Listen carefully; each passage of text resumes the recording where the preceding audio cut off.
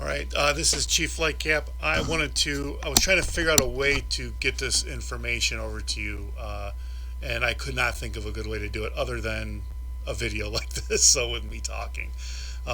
So for the sake of saving time, I think it'll be clear if you can see my screen and you can see my cursor. So we are uh, everything is very good. Everything that's put in here is great. It's exactly right, but there's actually two separate ways that we receive calls. So here we have the call taker. That's a police call taker, and they take the call and they will route it to EMS, police, or fire. That's all correct. When it goes to EMS over here, all of this is correct. So EMS receives notification. EMS actually, in this period here, while they're getting their call, they are entering the information in the CAD. They're putting everything in. Then they forward it to us. And when it is forwarded to us, it is time stamped alarm, and all this is correct for an EMS call. Um, for This should probably not say call, and it should say like run. So the fire department dispatcher receives the run because we're not actually getting a call. And the reason we should make that distinct is because we are going to have another box here, I think. If you guys think that's a way to do it, that I think we're going to need another box here that says fire department dispatcher receives call, because there's another way. So when police says this is a fire call, say like all of our medical runs all go to EMS. Any medical incident goes to EMS, including car accidents. Those usually go to EMS too. If there's a report of a possible injury or they think there could be an injury. Fire calls would be if there's a dumpster on fire, car on fire, house on fire, somebody trapped in a machine, somebody trapped out in the lake, some drowning, anything well, actually, drowning may go to EMS first, but anything just that is going to get routed to fire, that actually is a phone call. So that call, the 911 call, the citizen calls 911, and they're talking to the police officer here. Police officer realizes, okay, this is we're going to say a car fire.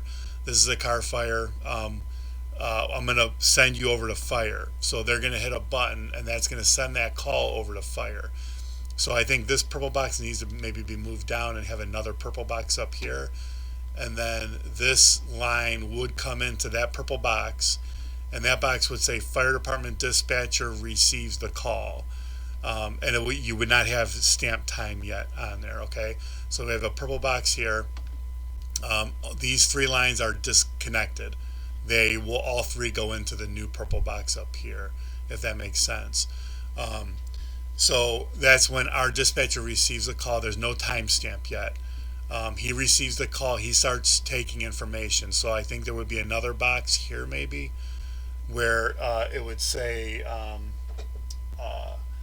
uh, let's see, it would say incident information entered. Um, Probably. I mean, how you guys want to word it, you're better at this than I am. But basically, we want to signify that this is where our fire department dispatcher or call taker is entering in. He's saying, "What's the address? What's your name? What's the emergency?" They're asking all those questions, and as they're asking, they're entering that information into CAD. Once they have the basic necessary information entered, that's where you're going to have the little timestamp thing will be on this one here, not on the other purple box, but on the box that's in between here. Because when they hit, as they're entering this information on their screen, there's a button that says accept.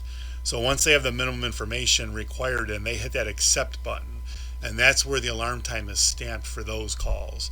Okay, so that time is stamped, and then from there, once they hit accept, then it's gonna then the recommendation, and it's a separate box, right? So once they hit accept, the run is created, and then they're gonna click on a different screen basically, and they get this box here that has the recommendation, and you can accept a recommendation or they can make a change, and then accept the change that they made, and that's where then this would apply as well. So Yeah, so I think that would be accurate. So another purple box that says fire department dispatcher receives the call or receives fire call maybe. And then down here it should say fire department dispatcher receives maybe medical incident or medical run, something like that. Just showing that this is an actual phone call we're taking and this one is not. And then there would be another box here that kind of represents that our call taker is entering the basic information in and then hitting that button accept, which then stamps the alarm time. And the other times are all correct still, are all stamped appropriately. So I think that's the only change we need in here. Uh, then there, just so you guys are aware, there's a new system that we're going to be implementing later this year. It's called ProQA, and what that is it's a call taking, a call taker kind of a script. So the way it's going to work is EMS is also adopting it, and Fire is working on adopting it. I believe EMS may have already adopted it. But so the way it would work is the call comes in. Say the police dispatcher says, okay, this is a medical run, so he sends it over to EMS here. So EMS picks up their phone call and they take that call and they start entering the information in. Now, the call taker, and I guess I'm gonna separate here. Kind of this is how ProQA expects it to be done, and I believe EMS has the people to do this. I don't know if we will, but they expect there to be a call taker and a dispatcher as two separate people. All right, so if say this is our call taker here, EMS gets the call. The call taker is a person answering that phone, actually talking to the person. They're entering that basic information in their CAD, and then they're going to hit accept.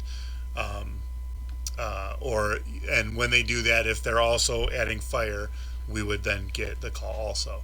So they hit accept, and when they forward that, they're going to forward that then um, to a dispatcher, to an EMS dispatcher, and to our dispatcher, right? So the dispatcher is a separate person. So this dispatcher for EMS, for example, is then going to start dispatching their units to it. In the meantime, while that's going on simultaneously, this call taker is not done because ProQA requires this whole script of questions and answers be completed. So the EMS call taker is going to remain on that call and continue to ask information and work with that call taker, or that, I'm sorry, that 911 citizen. They're going to work with them to ask them questions, give them information, and it's set information that is given to us, fed to that call taker by ProQA. Um, so the way that's going to work for us is if that call comes in through EMS, we are not going to be doing ProQA questions. All right, those questions will be done by EMS still. So EMS runs even when ProQA is implemented fully, even in the fire department, will not change how we receive our calls, and our whole workflow will stay the same.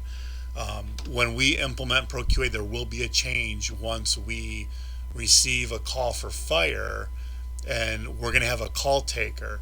Now, and this is for future, this isn't what we're doing now, but I think the way that would make sense for us to change this once ProQA does go into effect is that we would probably have a call taker here. We would probably get rid of this second purple box that I was talking about, and we will have a call taker here who's taking the basic information. Once they have the basic information and they hit accept, then it's going to go down here to our dispatcher, and this will all stay the same, and everything forward would stay the same because our dispatcher then, the alarm will be time stamped once it gets sent to that dispatcher, once this call taker hits accept from fire. So, and then the dispatcher is going to start calling companies, sending out companies, accepting the recommendation or changing it, making phone calls. And while that's happening, our fire call taker is going to be asking all those ProQA questions in his script that come up. So that's that. I just want to let you know that is how it's going to change, and I believe we're expecting the end of this year for that to go live. So we do have some time. I would love if we could get some good data before ProQA does go live. I would like to be able to see how that affects our numbers, because we know We know that's going to increase our, or we believe it's going to increase, I should say, our director of communications who runs dispatch believes that this is going to increase our call processing time.